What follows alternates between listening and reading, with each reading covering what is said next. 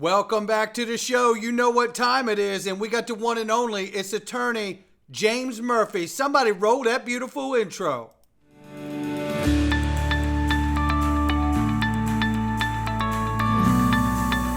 Digital Perspectives with Brad Kimes. Come on in.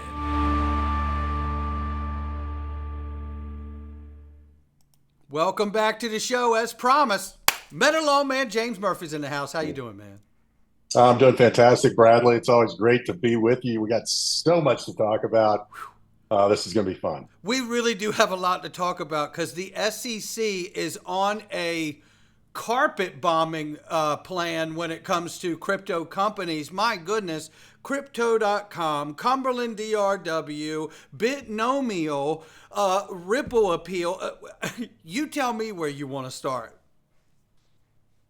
Well, you and I started with Ripple when you first had me on. I don't even know that was a while ago when we first met. And at that time, if I remember correctly, you and I were talking about this thing is going to go to the Second Circuit Court of Appeals. So while some people are surprised, you and I kind of felt like that's the destination that was foretold here. And so here we are. I think it's exciting. I like the fact that Ripple has come over the top with a cross appeal to send the message that this whole thing could conceivably blow up in the face of the SEC, and they should have taken their 125 million and declared victory and moved on. They didn't do that, and now they're getting punched back in the nose, and I don't think anything could be any better. So I'm really looking forward to seeing how this plays out.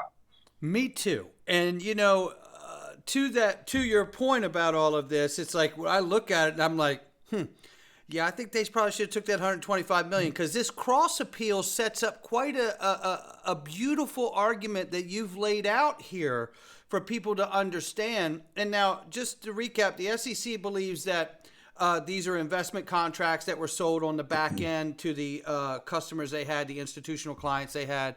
But you proposed this for people to understand it in a way that's so basic and so simple that these aren't investment contracts, but yet wholesale contracts. Can you talk about this, James? Yeah, I can. And first thing I should say is that Ripple did mention this concept in their briefing on summary judgment, but you're confined to a certain number of pages when you're submitting briefs in court, and so they didn't really go deep on it, but they introduced it, and so for that reason they can use it on appeal. So if you didn't make an argument below, you may have waived the argument, but they didn't waive this one. And that is that when an institution comes in and says, yeah, I'll buy some XRP for you at a discount to the prevailing price at retail, and I'm going to make a profit on the markup to me, and I'm in the minority, let's be clear about that. That is not an investment contract. An investment contract requires the buyer to invest in the underlying enterprise, to invest, in this case, in Ripple. Buying XRP at a discount with the idea that you will sell it to retail and make a markup is not investing in the business of Ripple. There is a way to invest in the business of Ripple, and it's through, I believe it's one of your sponsors, Link2 or one of them, where you can buy shares in private companies. Ripple is a private company. You can invest in the enterprise called Ripple. And the way you do that is buying stock in Ripple. And then your fortunes are tied to the fortunes of Ripple. If it's a profitable operation, if the value of the stock goes up, if they declare a dividend, you participate in it because you went into business with Ripple as an owner. This is the lesson of the Howey case. The Howey investors did not buy a bunch of oranges at wholesale to go sell them at retail. They went into business with Howey. They bought the land. They entered into a contract. Howey would cultivate the oranges, would harvest the oranges, would market them, and then they all together would share in the profits of that operation. That is a classic investment contract. It's an investment in an enterprise called growing and selling oranges. However, I bet you Howie had contracts with wholesalers where they didn't go around to uh, grocery stores all over Florida and Georgia or whatever, but rather they sold oranges to wholesalers at a discount, and the wholesalers sold them to grocery stores for a markup to retail. That's what a wholesaler does. However, that wholesaler bought the oranges, did not invest in the Howie enterprise. They don't participate in the profits or the gain in the value of shares in Howie at all. This is very, very simple. Now, I don't think that Ripple had enough space to explain this to Judge Torres, and Judge Torres really didn't deal with this argument at all. She just went point by point through Howie and saw there was a written contract here, there were promises back and forth, and it looks like an investment in the sense that Ripple is receiving money and going to use that money to build the XRP ledger, to get developers involved, to go talk to foreign countries about adoption, to get involved in the standard setting organizations, and to be out there promoting the utility of XRP and ODL, ledger, and all of that you're an expert in and that I'm not. They use that money. But you know what? Howie used the money when they sold the oranges to build the Howie business, maybe buy some more land, buy fertilizer, hire more people to harvest the oranges, maybe advertise, hey, buy Florida oranges to promote the product. All of that stuff does not change the fact that when they sold the oranges, they were not selling an investment contract. And so last thing I'll say about this is Judge Torres pointed to in the contracts that some of the contracts said, we, the buyers of the XRP, agree to hold some of it for a while and not flip it instantly. And so when I saw that, that reminds me of a company you probably know about called De Beers. So De Beers owns the diamond market worldwide. They own the miners and all of this stuff, and they control how many diamonds come onto the market every year so that the price doesn't collapse. So they deal with wholesalers, and I am guessing that this would not be unusual for them to say, okay, we're going to supply you some diamonds so that you can then in turn, give them to, sell them to Jared or Zales or, whatever, but don't sell them all right away. We don't want to crash the market. And so in my view, there's a good argument. Now, I got to make sure everybody understands that I'm in the minority here in this view, but I believe it's a really good argument that it is not an investment contract because it's not an investment in the Ripple enterprise. Well, it reminds me of the summary judgment that was filed on Ripple's side, where they referenced the foundation of the blue sky laws for securities law. And, and how that argument felt like a Supreme Court argument. Like, I was like, wow, it's a summary judgment. I mean, I'm not a lawyer, but I mean, it was obvious they were coming at it from this academic, legal, like, hey, let's not forget where this all started. Kind of a reminder to the court itself, right? And certainly a reminder to the SEC. But looking at this, it feels like the SEC is really like, hey, we're putting it up, all or nothing. Like, they could lose the fine that they're currently looking at getting right now. Is that right? That's right. If my argument or some other argument works that the sales to the institutions were not investment contracts, that is the entire basis for the penalty of $125 million. So that would go away. So that would be a real egg on the face scenario for the SEC. So they must believe that that's not a significant risk. Let's not forget when the summary judgment thing came out, guys like Charlie Gasparino were saying this is outrageously wrong and dangerous, and Judge Torres will be reversed and all of that. And he claimed to have spoken to, real securities lawyers in New York who told him that. So maybe the SEC has convinced themselves that they're not running much of a risk here, but I really like the strategy by Stuart Alderati and the team there to, really put at risk the entire enforcement program against crypto. And as a result, the crypto industry and the politicians who believe in innovation in the United States need to activate and get involved by submitting amicus briefs. They are going to have some time. It's probably going to be a next year brief, not this year. So I'm hoping that that happens, because the crypto industry cannot afford for this one to go wrong. Everybody's in it. Ripple has been out on an island. The XRP holders in retail have been isolated and denigrated and criticized and ridiculed for years. And now finally, everybody else is getting sued, and they're saying, oh, wait a minute, maybe we should have aligned with Ripple a long time ago. And so it's got to be sweet for people like you and all the people in the XRP community who have been saying, hey, this is not fair, guys. Pay attention, because they'll come for you, one day. And now, boy, are they ever going after everybody involved in the industry now. They really are. And it's it's so bittersweet. You're absolutely right? Because you don't want to see the whole market attack, but yet we knew it was coming because we got attacked and there was no illegal, nothing, no law broken, no fraud, no nothing.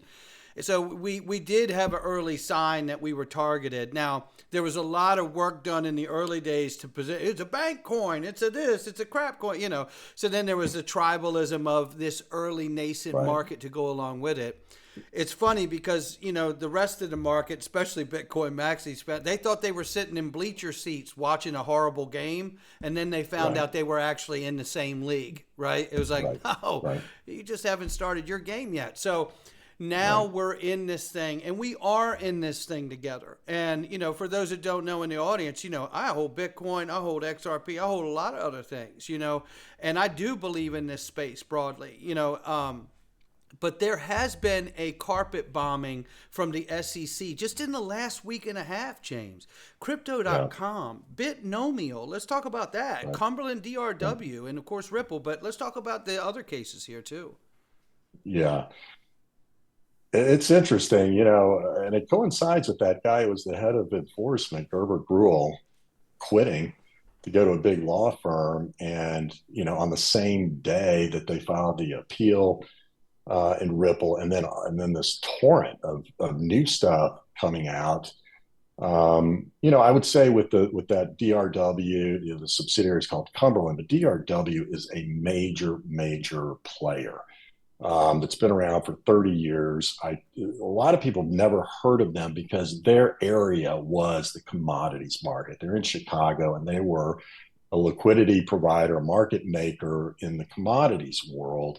That is the equivalent of Citadel and Virtu in the equity markets, meaning they represent a significant chunk of the daily volume of trading in a lot of these markets. Started in commodities, but they do foreign exchange, they do crypto, they do every market really now. And so they've got the wherewithal to fight, and they are pissed. They put out a statement that said, you know what? We were invited to come in and register. Listen to this. They're invited to come in and register, and they thought, okay, well, let's do it. They go in and register for this special securities license. And once that's all done, Gary Gensler tells them the only thing they can trade are Bitcoin and Ethereum, which is ironic because those aren't securities. You don't need a securities license to trade those in the spot market. So it's fool me once, fool me twice. This is exactly what Hester Peirce said was happening. We are inviting people to come in and register in bad faith, because what we do is we listen to what they're up to and then we sue them. And she said it, that's the part you're not supposed to say out loud. And here we have another one. DRW is an 800-pound gorilla. and they are going to fight. And so I'm really happy to see that. But the message is, they are not just a market maker kind of in retail environments on exchanges, but also they're counterparty to big exchanges looking to get, I'm sorry, big institutions looking to get into crypto who don't want to go drop a massive trade on Coinbase. They want, a bespoke counterparty to get together a bunch of Bitcoin for them and make a trade. That's what they do. And so now, the SEC is saying they're operating illegally because they haven't registered as a dealer in these crypto assets. And so basically, it's an escalation. You started off with issuers, tokens like library, whatever. Then they went to the exchanges, and now you're going after market participants, active market participants, which to me signals there is no place to hide. If you, and I've said this to my friends in hedge funds, if you're a hedge fund, they're coming for you next because you are trading in unregistered securities, and according to the SEC. So in any event, nobody is safe. And Ripple was signaling this years ago. It isn't just a Ripple XRP issue here. Nobody is safe when you do not have a rule of law. The EU has a rule of law. It's called MiCA. There are rules of law in places like Kazakhstan. There is none here. We have a Supreme Court case in 1946 about oranges. We do not have a regulatory environment that people could comply with. And I know I'm on the high horse here, but the thing that really irritates me to death is when Gary Gensler says that the players in the crypto don't want to comply, which is funny because you know what? There's something called a bit license if you want to operate in New York. And you know what? Coinbase and the rest of Gemini and other Paxos and PayPal, they went and got a bit license. Yeah. It was expensive, took a lot of time, had to hire a lot of lawyers, wasn't fun. But they got the license because why? They want to comply. Also, if you want to handle wires, handle people's money, you got to have a money transmitter license. So they go to every one of the states. The states issue money transmitter licenses. And that's why Coinbase has money transmitter licenses in like 46 or 48 states. Why? Because they want to comply with the rules. But we don't have any rules for crypto because Congress has not acted, and Elizabeth Warren and Gary Gensler say there's no need for any laws or regulation. Unlike, they're mystified, I guess, by why the European Union went to the trouble of passing a comprehensive markets and crypto assets legislation when it's not at all necessary. So anyway,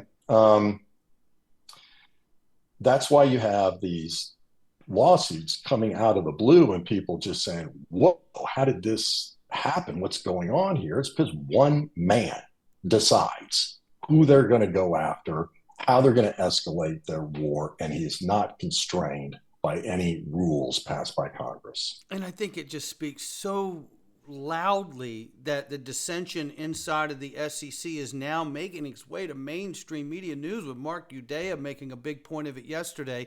Hester Peirce has been pounding the ground on it for a couple years now, at least. So, I hope we get the legislation needed to put the SEC back in their own lane, because if not, it's obvious to me that things are not only not going to change, they're going to get worse. Because, just the last week and a half has been brutal, just because I think it pulls back more the regulation by enforcement and points to something that I've talked about, I know, on my channel for a while. Audience is probably tired of hearing it.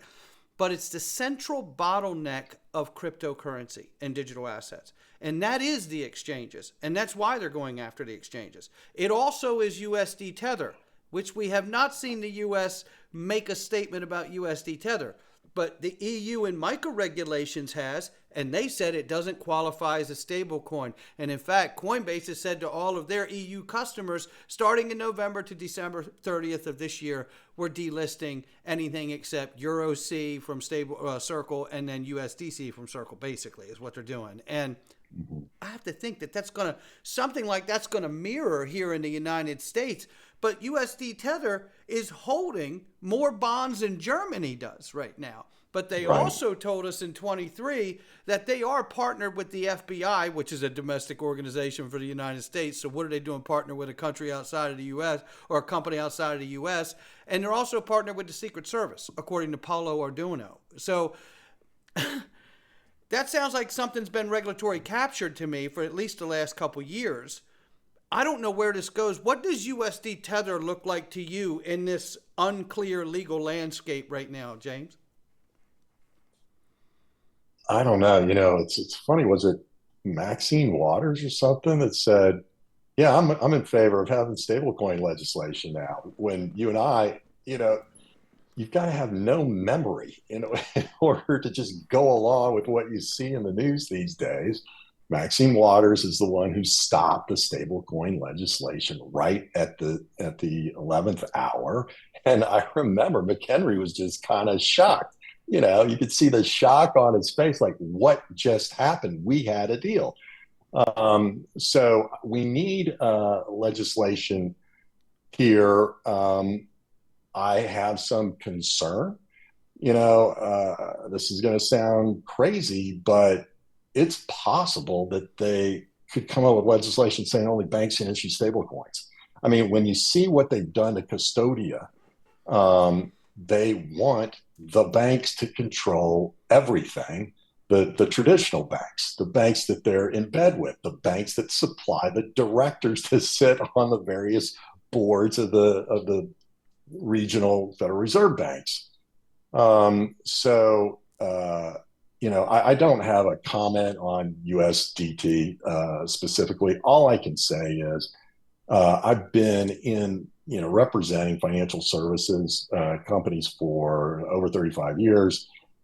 The stable coin business model is the most profitable business model I have ever seen in my life. It is more profitable than drug dealing. It is more profitable than literally any business I've ever seen, because how banks work is called net interest margin, which is the difference between how much they pay you for your money that you put on deposit and how much they collect in interest on loans that they put out, less charge-offs for bad loans. That's net interest margin. Well, the stable coin, and I think it's great that, by the way, that Ripple's putting out a stable coin, because it's really profitable if you get adoption, because you pay nothing for the money. You get free money. This is like free leverage. And with the quote unquote risk-free rate being over 5%, you have to be an absolute moron not to make a huge amount of money if you are issuing a stable coin, because you don't need a bunch of employees. I think it is either I don't know if it's Tether or USDC that's partnered with Cantor Fitzgerald, which manages their bond portfolio. Oh, Tether. Okay. It's a phenomenal business. So I'm all in favor of there being competition in that business, and new legit competitors like Ripple coming in is great. And I just hope it doesn't get screwed up with legislation. Hopefully in this election cycle, we'll get, open-minded, younger, pro-innovation, legislators in both houses of Congress, so that we'll get good, positive legislation. And then as far as crypto market structure, it's entirely possible we could have a comprehensive bill passed in 2025 that would directly impact the Ripple case and all of the cases, because let's not forget the FIT 21 legislation would directly impact all of the enforcement cases against exchanges immediately. What that legislation said was all you would have to do as a Coinbase or any of the others, Kraken, Gemini, whatever, is file a piece of paper saying we intend to register as a national crypto exchange, and enforcement action would end instantly as a result. And so you can imagine with Ripple's, profile escalating here to the Second Circuit, that would be in consideration for the final bill of we want to stop regulation by enforcement entirely. What are the important cases? Well, there's Ripple. Legislation could stop that case. Yes, it could, and I'd be fine with that too. I've always said I think it goes to the Supreme Court, but if they want to come out with legislation that settles the matter, that would be amazing. I absolutely would love that. When I look at where all of this is at the moment, I do feel like we're going to get some legislation. It has to now. I mean, to your point, we spoke before we started recording today just for a few minutes, and you have dealt with the SEC throughout your career. And you have never seen the kind of dissension, public dissension, ever in your entire career like you've seen with the SEC now. So I certainly hope that we could do it. And to your point you made a minute ago, it has been floated, on Capitol Hill to reclassify all crypto as currency, which would then tuck it under the Bank Secrecy Act. Now, that's a very left side of the aisle idea because that is going to give it federal chartered banking charter control, which is the way the left side of the aisle would prefer it, as opposed to right side of the aisle and state to state, more kind of freedom in that regard. But if they did that, you're right. It would give the banks all the control. And unless a crypto exchange was hooked to a bank or had the Banking Secrecy Act compliance structure over top of their business model, you don't qualify. So you're going bye-byes if someone doesn't acquire you, right? So your thoughts on that, Jane? Well, my thoughts are that something good has happened in this election cycle, and that is that the crypto industry has mobilized, and what is meaningful in our system, whether we like it or not, is one thing, and that's money. And so the crypto industry has gotten together and exercised its muscle in getting involved in the democratic process, which is their right under the Constitution. And so a message is being sent that if you are anti-innovation, you run the risk of losing your job. And people, that's basically the only thing they care about, is retaining their status and retaining their power as an elected official. And so a message has been delivered. And how it's going to play out in terms of wins and losses is to be determined. And maybe the way the money was spent is not the way I would have spent it. Nevertheless, the message has been sent that this industry will mobilize in the democratic process, and you need to pay attention to that. And what's ironic is I don't think any of this would have happened if Elizabeth Warren had not announced that the central rationale for her reelection is this anti-crypto army that she has put together to attack everybody who is involved in crypto, not just the frauds, not by a long shot, but the honest, law-abiding people and companies, public companies like Coinbase with audited financials, going after them. That there had to be a response. When a powerful senator declares war on you, you have two choices, and that you can either cower, in the corner and hope she doesn't pick on you, or you can fight back. And I'm glad that the industry has fought back, and it has sent a message that you need to pay attention to this, and smart legislation is the answer. It's an industry that wants regulation. That's a good thing. Let's work together to come up with something that is smart. And the sad part of this all is that we lost 4 years here, because Gary Gensler came out of the box and testified that Congress needed to pass legislation to give the SEC authority to regulate crypto markets. And then he pivoted and said, we don't need any legislation. We have all the authority we need, when Elizabeth Warren presumably told him, yeah, no legislation, just go after people, with no warning. You'll let them know that they violated the law when you sue them. We won't have, a clear rule of law here. And so in any event, I am optimistic that we will get something in 2025, and the crypto industry needs to not let its guard down. It's not just any legislation is good. And I'll tell you what really struck me.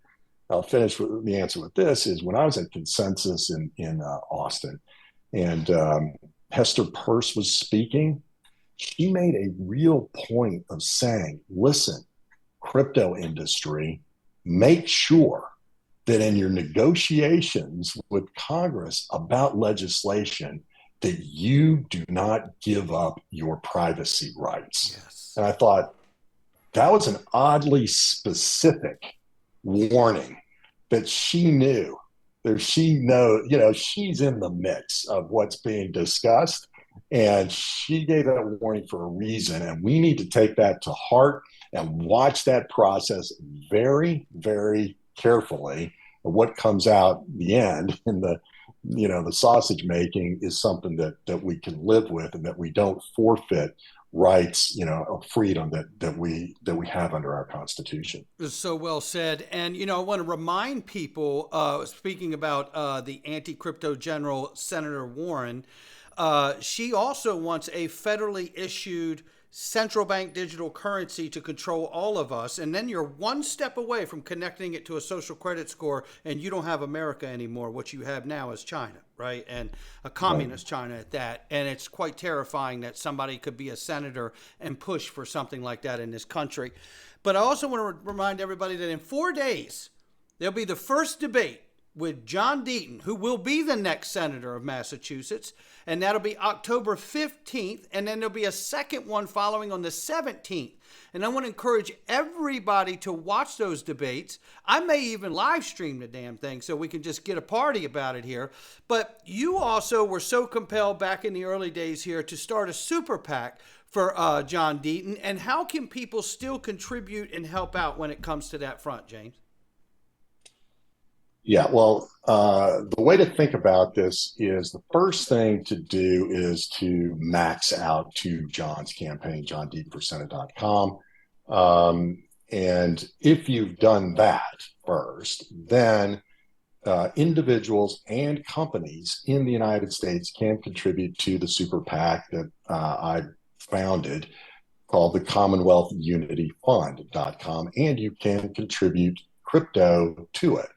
So I financed the startup of that super PAC, and I announced last month that I contributed a Bitcoin to the fund as well, because it's too important to not do everything we possibly can do. I'm not, I'm not Michael Saylor. I'm not Tim Draper. I'm not Brian Armstrong. I'm just me, a retired lawyer.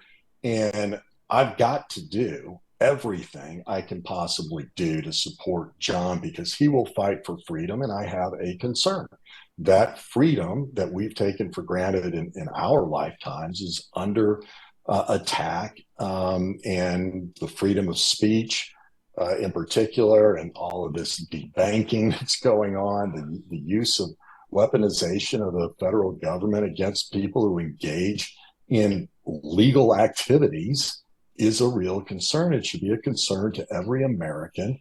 And Elizabeth Warren is simply on the wrong side on these issues. And her support of the CBDC is simply a symptom of the problem. She wants to control people's financial lives so that they will comply with what she wants them to do, what the government wants them to do. And we read all about this in George Orwell's 1984. We can't just go along with this. We've got to say, enough is enough. Stop. We're going to send in a Marine who will fight for freedom and fight for what our forefathers earned in the revolution, and a new constitution and a country based on freedom, the American dream, that you and I have lived and benefited from.